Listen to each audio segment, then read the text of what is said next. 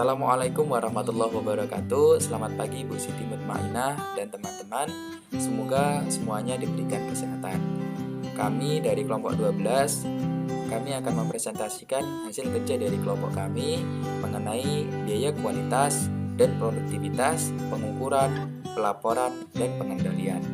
Namun, sebelum masuk ke materi, saya akan mengenalkan terlebih dahulu anggota dari kelompok kami. Yang pertama ada Muhammad Bayu Laksono dengan NIM 137, lalu ada saya sendiri Pak Ranto Wijiwanto dengan NIM 143. Selanjutnya ada Wisnu Aditya dengan NIM 121 dan yang terakhir ada Vian Wisnu dengan NIM 120. Oke, selanjutnya kami akan memaparkan materi dari kelompok kami. Selamat menyaksikan. Baik, di sini saya Muhammad Bayu Laksono akan menjelaskan pengukuran biaya kualitas. Dari seminar produktivitas yang dihadiri Russell Wolf, mengetahui bahwa memberi perhatian yang lebih besar pada kualitas dapat meningkatkan profitabilitas. Kualitas dapat meningkatkan profitabilitas melalui dua cara. Yang pertama itu permintaan pelanggan, dan yang kedua itu mengurangi biaya. Kualitas juga telah menjadi dimensi kompetitif yang penting bagi perusahaan manufaktur maupun jasa, dan juga bagi usaha kecil maupun besar. Kualitas juga merupakan tema terpadu bagi semua perusahaan. Selanjutnya adalah definisi kualitas. Secara umum, kamus mendefinisikan kualitas adalah derajat atau tingkat kesempurnaan. Dalam hal ini, kualitas adalah ukuran relatif dari kebaikan atau goodness. Lalu, selanjutnya secara operasional adalah mengadopsi fokus pelanggan. Artinya, produk dan jasa yang berkualitas adalah yang memenuhi atau melebihi harapan pelanggan. Lalu, apa saja harapan pelanggan yang dapat digambarkan melalui atribut-atribut kualitas atau yang sering disebut dengan dimensi kualitas? Yaitu ada kinerja atau performance, estetik, kemudian perawatan dan perbaikan atau serviceability, fitur atau features, keandalan atau reliability, tahan lama atau durability, kualitas kesesuaian atau quality of performance, lalu yang terakhir kecocokan pengguna atau fitness for use. Lalu selanjutnya adalah definisi biaya kualitas. Biaya kualitas atau cost of quality adalah biaya-biaya yang timbul karena mungkin atau telah terdapat produk yang kualitasnya buruk. Definisi ini mengimplikasikan bahwa biaya-biaya kualitas berhubungan dengan dua subkategori dari kegiatan-kegiatan yang terkait dengan kualitas, yaitu yang pertama itu kegiatan pengendalian atau control activities, lalu yang kedua adalah kegiatan karena kegagalan atau failure activities. Untuk kegiatan pengendalian atau control activities dilakukan oleh suatu perusahaan untuk mencegah atau mendeteksi kualitas yang buruk, karena kualitas yang buruk mungkin terjadi. Untuk kegiatannya berupa kegiatan-kegiatan pencegahan dan penilaian. Lalu untuk biaya pengendalian atau control cost adalah biaya-biaya yang dikeluarkan untuk menjalankan kegiatan pengendalian. Lalu yang kedua adalah kegiatan karena kegagalan atau failure activities. Kegiatan dilakukan oleh perusahaan atau pelanggannya untuk merespon kualitas yang buruk. Kualitas buruk memang terjadi. Biaya kegagalan adalah biaya-biaya yang dikeluarkan perusahaan karena telah terjadi kegagalan dalam kegiatannya. Ada 4 kategori biaya kualitas. Yang pertama itu biaya pencegahan atau prevention cost, lalu yang kedua adalah biaya penilaian atau appraisal cost, lalu yang ketiga adalah biaya kegagalan internal atau internal failure cost, lalu yang terakhir atau keempat adalah biaya kegagalan eksternal atau external failure cost. Lalu yang selanjutnya adalah mengukur biaya kualitas. Biaya kualitas dapat diklasifikasikan sebagai biaya yang dapat diamati atau biaya tersembunyi. Biaya yang dapat diamati atau observable quality cost adalah biaya yang tersedia atau diperoleh dari catatan akuntansi perusahaan. Sedangkan biaya tersembunyi atau hidden cost adalah biaya kesempatan atau oportunitas yang terjadi karena kualitas yang buruk yang biasanya tidak disajikan dalam catatan akuntansi. Biaya tersembunyi berada dalam kegagalan eksternal. Biaya-biaya kualitas yang tersembunyi bisa menjadi signifikan sehingga seharusnya diestimasi. Selanjutnya adalah metode mengestimasi biaya kualitas yang tersembunyi. Ada 3 metode. Yang pertama adalah metode pengali atau multiplier method. Multiplier method mengasumsikan total biaya kegagalan adalah hasil pengalian dari biaya-biaya kegagalan yang terukur. Total biaya kegagalan di sini adalah sama dengan K atau biaya kegagalan eksternal yang terukur. Lalu sebagai contoh, Westinghouse Electronics melaporkan nilai K antara 3 dan 4 dan biaya kegagalan eksternal yang terukur adalah $2 juta. Maka biaya kegagalan eksternal akrual adalah antara $6 juta dan $8 juta. Selanjutnya adalah metode penelitian pasar. Metode penelitian pasar formal digunakan untuk menilai dampak kualitas yang buruk terhadap penjualan dan pangsa pasar. Contohnya adalah survei pelanggan dan wawancara dengan anggota tim penjualan perusahaan dapat memberikan pemahaman yang lebih baik terhadap besarnya biaya tersembunyi perusahaan. Lalu yang terakhir adalah fungsi kerugian kualitas Teguchi. Definisi tanpa cacat tradisional mengasumsikan biaya kualitas yang tersembunyi hanya terjadi atas unit-unit yang menyimpang dari batas spesifikasi atas dan bawah. Fungsi kerugian Teguchi mengasumsikan setiap penyimpangan dari nilai target suatu karakteristik kualitas dapat menimbulkan biaya kualitas yang tersembunyi. Lalu selanjutnya biaya kualitas yang tersembunyi meningkat secara kuadrat dari nilai aktual menyimpang dari nilai target. Berikut adalah fungsi kerugian kualitas Teguchi. L dalam kurung Y sama dengan K buka kurung Y dikurang T besar tutup kurung pangkat 2. Untuk K adalah konstanta proporsionalitas yang besarnya bergantung pada struktur kegagalan biaya eksternal perusahaan. Lalu untuk yang Y adalah nilai akrual dari karakteristik kualitas. Untuk T adalah nilai target dari karakteristik kualitas. Untuk yang L adalah kerugian kualitas.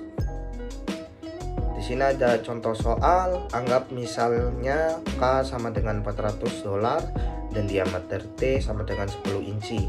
Lalu mengilustrasikan penghitungan rugi kualitas untuk 4 unit. Perhatikan bahwa biaya meningkat 4 kali lipat ketika terjadi deviasi 2 fungsi lipat atau dari unit 2 ke unit 3. Perhatikan juga bahwa deviasi kuadrat rata-rata dan kerugian rata-rata dapat dihitung. Nilai rata-rata tersebut dapat digunakan untuk menghitung total biaya kualitas tersembunyi yang diharapkan suatu produk. Apabila total unit yang dihasilkan 2000 dan deviasi kuadrat rata-rata adalah 0,025, maka biaya per unit yang diharapkan adalah 0,025 dikali $400. Hasilnya adalah $10.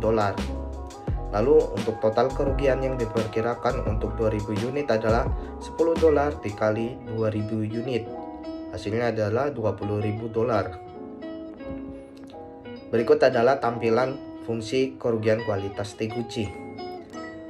Untuk batas spesifikasi bawah dan atas itu adalah yang kurang diminati oleh pelanggan. Lalu untuk yang nilai target adalah di mana yang diinginkan oleh produsen maupun pelanggan. Fungsi kerugian Teguchi adalah fungsi kerugian untuk mengukur kerugian finansial kepada masyarakat akibat kualitas yang buruk. Fokusnya lebih pada pengendalian variasi kinerja produk. Saya akan menjelaskan bagian pelaporan informasi biaya kualitas. Laporan informasi biokualitas yaitu sebuah sistem pelaporan akuntansi memiliki arti penting bagi perusahaan yang menaruh perhatian serius pada perbaikan dan pengendalian biokualitas.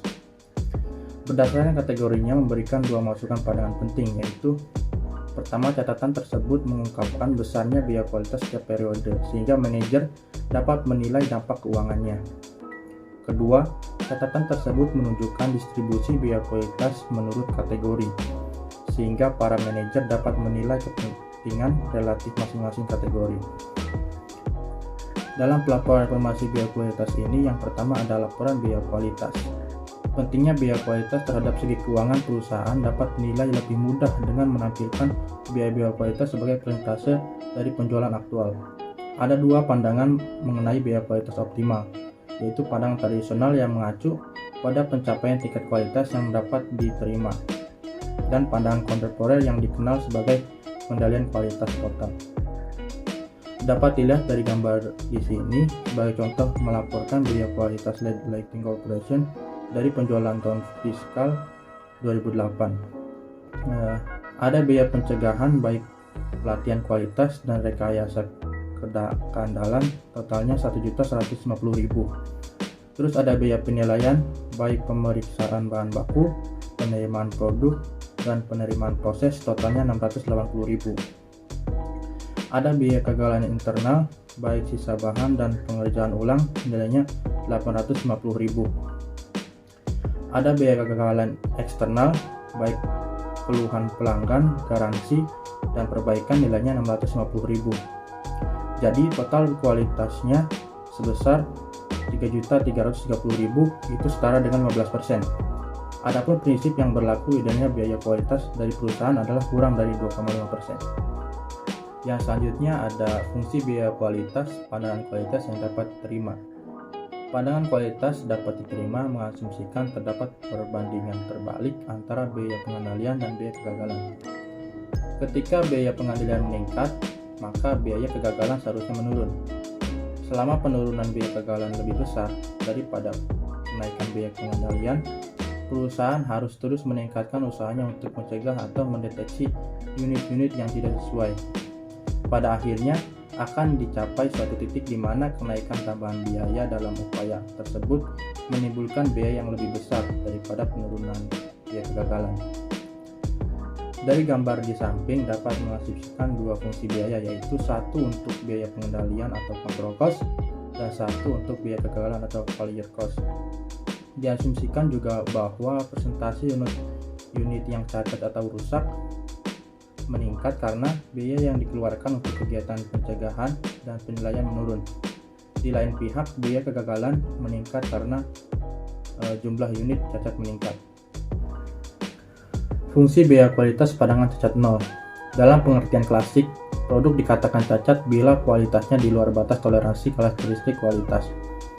Biaya kegagalan timbul hanya jika produk tidak sesuai dengan spesifikasinya. Selain itu, terdapat perbandingan terbalik optimal antara biaya kegagalan dan biaya pengendalian. Pada akhir tahun 1970-an, model cacat nol menentang model AQL karena model cacat nol menyatakan bahwa dengan mengurangi unit cacat hingga nol, maka akan diperoleh keunggulan biaya. Model ini disempurnakan dengan model kualitas kokoh. Menurut pandangan kokoh ini, kerugian terjadi karena diproduksinya produk yang menyimpang dari nilai target. Semakin jauh menyimpangnya, semakin besar pula kerugiannya. Jadi model kualitas kokoh memperketat definisi dari unit cacat, menyempurnakan pandangan kita terhadap biaya kualitas dan insentif dalam upaya perbaikan kualitas. Sifat dinamis biaya kualitas. Perusahaan dapat menambah biaya pencegahan dan penilaian serta menurunkan biaya kegagalan. Perusahaan juga dapat mengurangi biaya dengan melakukan pencegahan dan penilaiannya. Hal ini dapat menjadi strategi untuk menekankan biaya kualitas yang cukup sederhana. Strateginya sebagai berikut. Yang pertama, lakukan serangan langsung terhadap biaya kegagalan untuk memaksanya menuju nol. Kedua, lakukan investasi pada kegiatan pencegahan yang dapat untuk menghasilkan perbaikan. Ketiga, kurangi biaya penilaian sesuai hasil yang dicapai. Dan yang terakhir, lakukan evaluasi secara berkelanjutan dan arahkan kembali upaya pencegahan untuk mendapatkan perbaikan lebih lanjut. Oke, Oke, selanjutnya adalah manajemen berbasis kegiatan dan biaya kualitas optimal. Manajemen berbasis kegiatan atau Activities Based Management (ABM) mengklasifikasikan berbagai kegiatan yang bernilai tambah dan tidak bernilai tambah serta hanya mempertahankan kegiatan-kegiatan yang memberikan nilai tambah. Prinsip ini dapat diaplikasikan pada kegiatan-kegiatan yang berkaitan dengan kualitas. Kegiatan-kegiatan kegagalan dan biaya-biaya terkait yang tidak menghasilkan nilai tambah harus dihilangkan. Namun, kegiatan pencegahan yang dilakukan secara efisien dapat diklasifikasikan sebagai kegiatan bernilai tambah dan perlu dipertahankan karena perusahaan yakin bahwa penggunaan uang untuk kegiatan pencegahan akan memberikan hasil yang baik. Selanjutnya adalah analisis tren. Laporan biaya kualitas menunjukkan jumlah dan distribusi biaya kualitas sehingga menunjukkan peluang dan perbaikan kualitas. Setelah ukuran-ukuran peningkatan kualitas ditentukan, hal penting yang harus dilakukan perusahaan adalah menentukan apakah biaya kualitas telah berkurang sebagaimana yang telah direncanakan. Laporan biaya kualitas tidak akan memperlihatkan apakah perbaikan akan terjadi atau tidak, apakah tren multiperiode bergerak ke arah yang tepat, dan apakah peningkatan kualitas yang dihasilkan dari waktu ke waktu cukup signifikan. Nah, selanjutnya yaitu penggunaan informasi biaya kualitas. Tujuan utama pelaporan biaya kualitas adalah perbaikan dan mempermudah perencanaan, pengendalian, dan pengambilan keputusan manajerial. Sebagai contoh, dalam memutuskan pengimplementasian program seleksi pemasok guna memperbaiki kualitas bahan baku, seorang manajer memerlukan penilaian terhadap biaya kualitas saat ini menurut bagian dan kategorinya. Penilaian biaya tambahan yang dibutuhkan berkaitan dengan program tersebut dan penilaian terhadap proyeksi penghematan penurunan menurut jenis dan kategorinya. Nah, selanjutnya produktivitas, pengukuran, dan pengendalian. Yang pertama adalah produktivitas. Produktivitas berkaitan dengan memproduksi output secara efisien. Secara spesifik, produktivitas mengacu pada hubungan antara output dan input yang digunakan untuk memproduksi output. Kombinasi dari input yang berbeda-beda biasanya dapat digunakan untuk memproduksi suatu output tertentu. Program peningkatan produktivitas berupaya mencapai efisiensi total. Peningkatan produktivitas teknis dapat dicapai dengan menggunakan lebih sedikit input untuk menghasilkan output yang sama. Memproduksi output lebih banyak dengan jumlah input yang sama atau memproduksi output banyak dengan input yang sedikit. Oke, yang selanjutnya nomor 2, efisiensi produk total. Merupakan suatu titik di mana dua kondisi terpenuhi, yaitu yang pertama, pada suatu bauran input untuk memproduksi suatu output tertentu, tidak satu input pun yang digunakan lebih dari yang diperlukan untuk menghasilkan output, atau technical efficiency. Yang kedua adalah atas bauran-bauran yang memenuhi kondisi pertama, dipilih bauran yang biaya terendah atau input turn of activity efficiency. Yang ketiga, pengukuran produktivitas parsial. Pengukuran produktivitas parsial atau partial productivity measurement adalah pengukuran produktivitas untuk satu input pada suatu waktu. Produktivitas dari satu input tunggal biasanya dihitung dengan menghitung rasio output setiap input. Dirumuskan rasio produktivitas yaitu output dibagi input. Sebagai contoh, pada tanggal 2007, Lighting Corporation memproduksi 120.000 lampu hias dan menggunakan 40.000 jam tenaga kerja. Rasio produktivitas tenaga kerja 3 lampu hias per jam yang berasal dari 120.000 lampu hias dibagi 40.000 jam tenaga kerja. Hal ini adalah ukuran operasional karena unit-unit dinyatakan dalam bentuk fisik. Jika harga jual setiap lampu hias adalah $50 dan biaya tenaga kerja sebesar $112 per jam, maka output dan input dinyatakan dalam dolar. Rasio produktivitas tenaga kerja yang dinyatakan dalam bentuk keuangan adalah hasil dari $6 juta dibagi $480, yaitu $12,50 dari pendapatan per dolar biaya tenaga kerja. Selanjutnya nomor 4 adalah keunggulan ukuran parsial. Yang pertama, memungkinkan para manajer untuk memutuskan pada penggunaan input tertentu. Nomor 2, mudah diinterpretasikan oleh semua pihak dalam perusahaan sehingga ukuran tersebut lebih mudah digunakan untuk menilai kinerja produktivitas karyawan operasional. Yang ketiga, untuk kepentingan pengendalian operasional, seringkali standar kinerja yang digunakan bersifat jangka pendek. Yang keempat, tren produktivitas untuk tahun berjalan dapat ditelusuri. Selanjutnya nomor 5 adalah kelemahan ukuran parsial. Yang pertama, ukuran parsial hanya mengukur hubungan antara sumber daya input dan output sehingga mengabaikan pengaruh perubahan faktor produksi lainnya terhadap produktivitasnya. Ukuran parsial yang digunakan secara terpisah atau tidak dihubungkan dengan ukuran-ukuran lainnya dapat menyesatkan. Nomor 3 yang terakhir adalah tidak ada standar efisien yang digunakan dalam ukuran produktif parsial. Pengukuran produktivitas total. Pengukuran produktivitas total adalah pengukuran dari seluruh input. Di sini, perusahaan hanya mengukur produktivitas dari faktor-faktor yang dianggap sebagai indikator relevan bagi keberhasilan dan kinerja perusahaan. Jadi, pengukuran produktivitas total dapat didefinisikan sebagai pemfokusan perhatian pada beberapa input yang menunjukkan keberhasilan perusahaan secara total. Dua pendekatan yang diakui secara umum bagi pengukuran ini adalah pengukuran profil atau profile measurement dan pengukuran produktivitas yang berkaitan dengan laba atau profit linked productivity measurement. Pengukuran profil produktivitas. Pengukuran profil menyediakan serangkaian atau sebuah vektor ukuran operasional parsial yang berbeda dan terpisah. Profil dapat dibandingkan dari waktu ke waktu untuk memberikan informasi mengenai perubahan produktivitas. Analisis profil dapat menyediakan pengetahuan tentang perubahan produktivitas yang bermanfaat bagi manajer. Namun, membandingkan berbagai profil produktivitas tidak selalu mengungkapkan sifat dari keseluruhan perubahan efisiensi produktif. Pada beberapa kasus, analisis profil tidak mampu memberikan indikasi yang jelas mengenai apakah perubahan produktivitas membawa hasil yang baik atau buruk.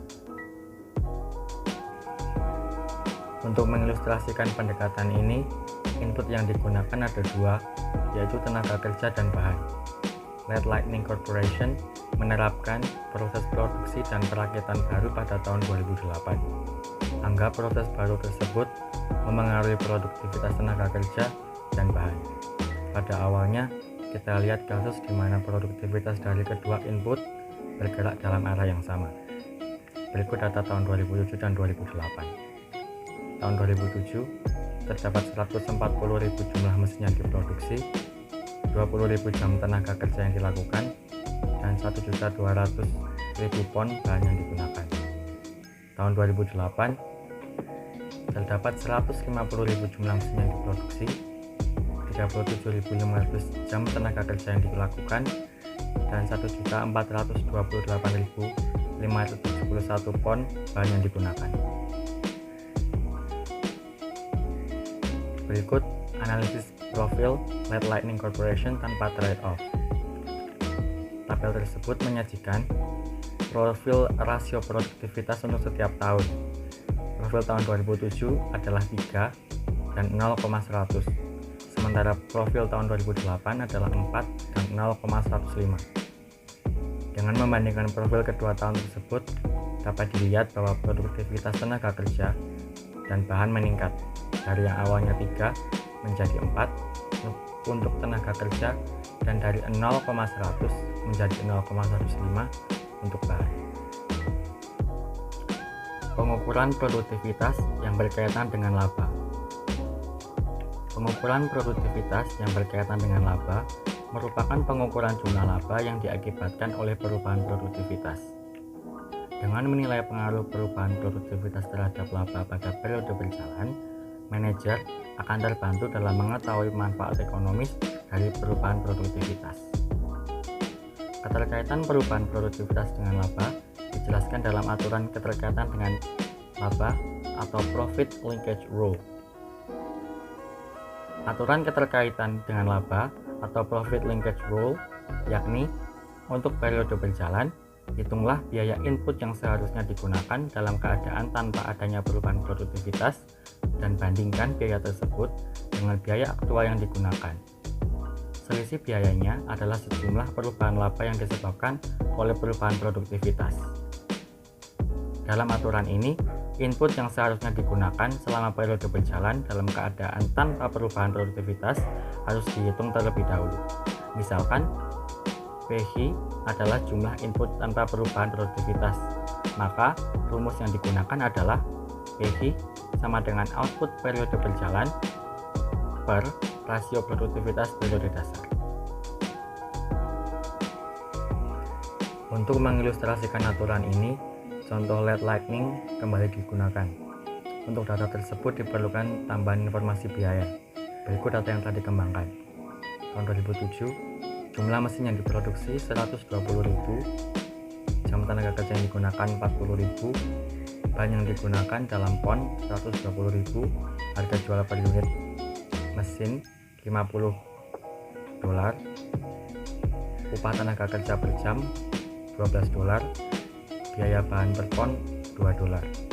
Tahun 2008, jumlah mesin yang diproduksi 150.000, jumlah tenaga kerja yang digunakan 37.500, bahan yang digunakan dalam pon 1.700.000, harga jual per unit mesin $48, upah tenaga kerja per jam $12, dan biaya bahan per pon $3. Berikut analisis profil LED lightning dengan trade-off. Output periode berjalan tahun 2018 adalah 150.000 mesin, dan dari tabel analisis profil tersebut diketahui rasio produktivitas periode dasar untuk tenaga kerja dan bahan yaitu 3 dan 0,100. Dengan menggunakan informasi ini, jumlah setiap input untuk keadaan tanpa perubahan produktivitas dapat dihitung sebagai berikut. PH atau tenaga kerja 150.000 per 3 sama dengan 50.000 per jam. PH bahan baku 150.000 per 0,100 sama dengan 1.050.000 per jam.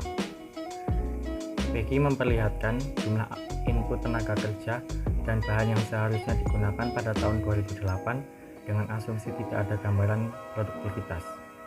Jumlah biaya yang seharusnya dikeluarkan dihitung dengan mengalihkan jumlah setiap input PG dengan harga periode berjalan P dan menjumlahkannya. Biaya tenaga kerja 50.000 dikali $12 sama dengan $600.000. Biaya bahan baku 1.500.000 dikali $3 sama dengan $4.500.000. Total biaya PV sama dengan $5.100.000. Biaya input aktual diperoleh dengan mengalihkan jumlah input aktual atau AG dengan harga berjalan setiap input atau P dan menjumlahkannya. Biaya tenaga kerja 37.500 dikali $12 sama dengan $450.000. Biaya bahan baku 1.750.000 dikali $3 sama dengan $5.100.000. Total biaya PH sama dengan $5.550.000. Pengaruh produktivitas terhadap laba dihitung dengan mengurangkan total biaya berjalan dari total biaya PH. Pengaruh biaya terkait laba sama dengan total biaya PH dikurangi total biaya periode berjalan. $5.100.000 dikurangi $5.550.000 sama dengan 4.500 sama dengan $450.000 penurunan laba. Komponen pemulihan harga. Selisih antara perubahan laba total dan perubahan produktivitas terkait dengan laba disebut komponen pemulihan harga atau price recovery component. Komponen ini adalah perubahan pendapatan dikurangi perubahan biaya input dan asumsi tidak ada perubahan produktivitas. Oleh karena itu, komponen pemulihan harga mengukur kemampuan perubahan pendapatan untuk menutupi perubahan biaya input dengan asumsi tidak ada perubahan produktivitas. Untuk menghitung komponen pemulihan harga, perlu menghitung perubahan laba setiap periode terlebih dahulu. Tabel tersebut dijelaskan bahwa tahun 2008 terdapat pendapatan sebesar $7.200.000, biaya input sebesar $5.550.000, dan laba sebesar $1.650.000. Tahun 2007 terdapat pendapatan sebesar $6 juta, biaya input sebesar $2.840.000, dan laba sebesar $3.160.000. Selisih yang terjadi antara lain yaitu pendapatan sebesar $1.200.000, biaya input senilai $2.710.000, dan laba sebesar minus $1.510.000. Untuk penghitungan pemulihan harga, yakni sama dengan perubahan laba dikurangi perubahan produktivitas terkait dengan laba, sama dengan minus $1.510.000 dikurangi minus $450.000, sama dengan minus $1.060.000. Kualitas dan produktivitas. Peningkatan kualitas dapat meningkatkan produktivitas dan juga sebaliknya. Sebagai contoh, jika pengerjaan ulang berkurang karena menurunnya unit produk cacat, maka lebih sedikit tenaga kerja dan bahan yang digunakan untuk membuat output yang sama. Penurunan jumlah unit cacat memperbaiki kualitas, sedangkan pengurangan jumlah input yang digunakan meningkatkan produktivitas. Karena sebagian besar peningkatan kualitas dapat mengurangi jumlah sumber daya yang digunakan untuk memproduksi dan menjual output perusahaan, peningkatan kualitas akan meningkatkan produktivitas. Jadi, peningkatan kualitas secara umum akan tercermin dalam ukuran-ukuran produktivitas. Namun, ada juga cara-cara lain untuk meningkatkan produktivitas. Sebuah perusahaan mungkin saja memproduksi barang dengan sedikit atau tanpa cacat, tetapi masih menjalankan proses yang tidak efisien. Insentif pembagian keuntungan. Insentif pembagian keuntungan atau gain sharing adalah pemberian insentif uang tunai bagi seluruh tenaga kerja perusahaan yang menjadi kunci pencapaian kualitas dan produktivitas. Sebagai contoh, suatu perusahaan memiliki target untuk mengurangi jumlah unit cacat hingga 10% selama kuartal berikutnya pada pabrik tertentu. Jika tujuan tersebut tercapai, perusahaan memperkirakan akan terjadi penghematan sebesar $1 juta. Pembagian keuntungan memberikan insentif dengan menawarkan bonus kepada pegawai sesuai dengan persentase penghematan biaya, misalnya 20%. Itu tadi pemaparan dari kelompok kami. Terima kasih untuk Bu Siti Mutmainah dan teman-teman atas perhatiannya. Semoga materi yang kami sampaikan bermanfaat untuk kita semuanya. Dan kami mohon maaf jika ada kesalahan dalam pemaparan materinya. Dan kami akhiri, wassalamualaikum warahmatullahi wabarakatuh.